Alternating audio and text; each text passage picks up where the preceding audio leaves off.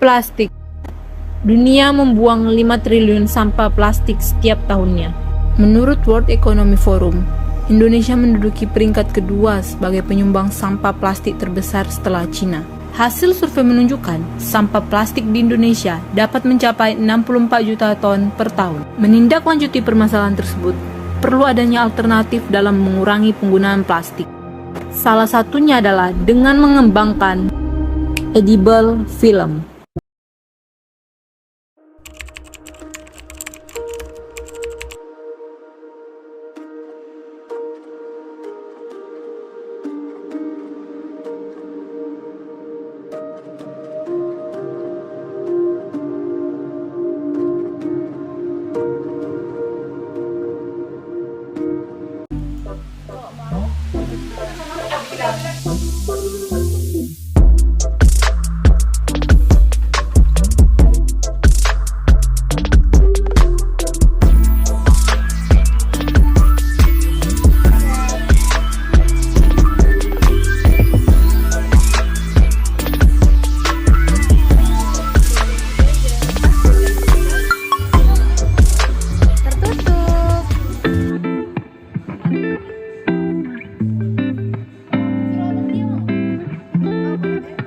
Sore ibu-ibu semua, meskipun saya di Chinese, saya pengen nyapa ibu-ibu. Jadi assalamualaikum warahmatullahi wabarakatuh. Mahasiswi USU juga, dan kami di sini tujuannya mau melakukan sosialisasi kepada ibu semua terkait karena kami punya tugas mata kuliah ibu sekalian. Kalau misalnya mendengar dengan yang namanya plastik, pasti sudah sangat familiar ya, karena merupakan salah satu komponen yang tidak terlepas dalam kehidupan kita. Dimana plastik ini merupakan salah satu penunjang dan aktivitas dan kebutuhan manusia pada sumber lingkungan, memiliki korasi kuat serta praktis dalam penggunaannya. Nah, mungkin ibu-ibu pada masih bingung sebenarnya edible film ini apa dan kerjanya apa sih sebenarnya dibanding plastik itu sendiri. Jadi edible film itu adalah lapisan yang berfungsi sebagai pengemas atau pelindung dari suatu produk. Edible film ini berfungsi untuk memperpanjang masa simpan produk karena dia mengandung senyawa vitamin, mineral, antioksidan. Bahan pembuatannya relatif murah. Terus teknologi yang digunakan juga cenderung sederhana dan siapa saja tuh bisa bikin. Nah, terus ya Bu, edible film ini bisa menjadi peluang juga bagi kita, terutama produsen makanan yang ingin mendesain produknya. Yang kalau mereka mau tuh produknya bukan sekedar menjual aja gitu, tapi mereka mau mendesain produknya juga gimana supaya konsumen itu sehat, terus gimana sekaligus supaya menjaga ekosistem ini supaya jangan terjadi pencemaran berkelanjutan gitu. Sekarang ini kan masyarakat mulai melek ya sama kesehatan tubuh kita, apalagi yang berkaitan dengan makanan. Kan masyarakat sekarang udah pintar-pintar nyari makanan mana yang sehat, mana yang bisa menimbulkan penyakit gitu bagi tubuh. Nah, ini bisa menjadi solusi yang efektif bagi kita. Sekarang kenapa sih kami mau sosialisasi proyek ini ke ibu-ibu? Kan ibu-ibu kan penjual gitu kan, produsen makanan. Nah, jadi semoga aja dengan plastik yang kami buat, edible film ini, jadi itu bisa menambah nilai jual produk tersebut. Jadi nilai jualnya itu bukan sekadar rasa makanan, cuman masyarakat jadi ngelihat keunikan dari produk kita. Nah, ini Bu, salah satu contoh yang bisa kami tunjukkan itu pembuatan di dalam bungkusan film. Nah, jika langsung dimasukkan ke dalam air, lama-lama edible filmnya akan mencair, ya hancur.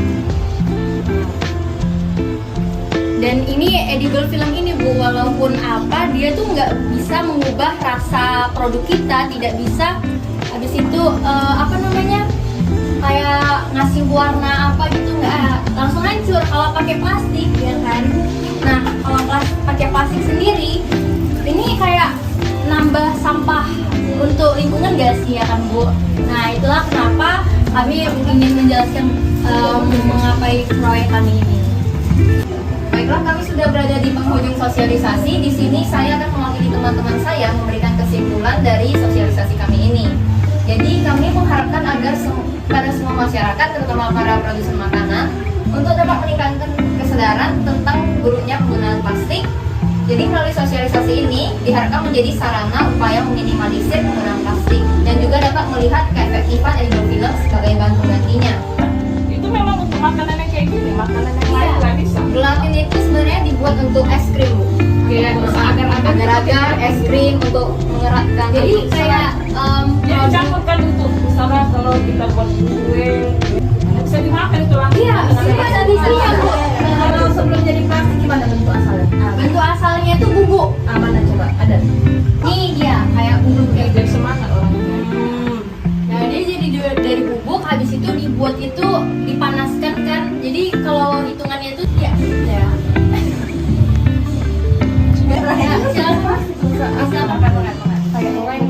Langsung meleleh kan? Iya, hilang. Hilang ya. bau gitu.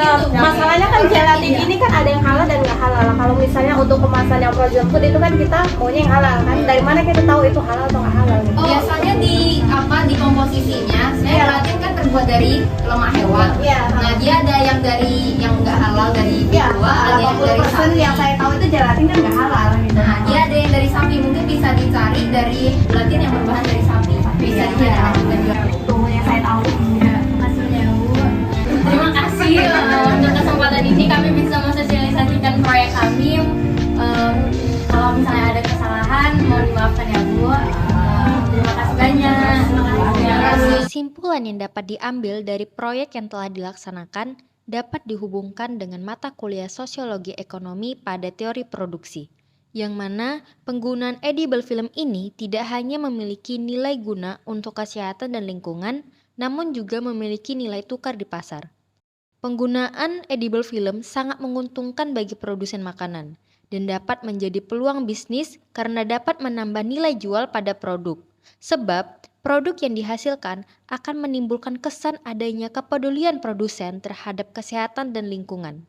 Hal inilah yang menjadi nilai ketertarikan pada masyarakat yang mulai awas terhadap lingkungan dan kesehatan saat ini. Sehingga berpeluang dapat meningkatkan penjualan mereka karena memberikan keunikan tersendiri bagi produk.